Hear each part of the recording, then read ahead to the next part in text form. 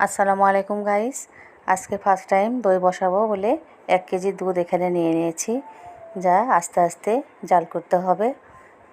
1 KG দুধ নিয়েছি, এখানে হাফ কেজিতে পরিণত করব, তাতে অনেকটা দই বসানো ভালো হবে। এখানে চিনি নিয়েছি ক্যারামেল তৈরি করার জন্য। লো হিটে, বেশি হিট দেবেন না, তাহলে চিনিটা একদম পুড়ে যাবে, ক্যারামেল ভালো হবে না।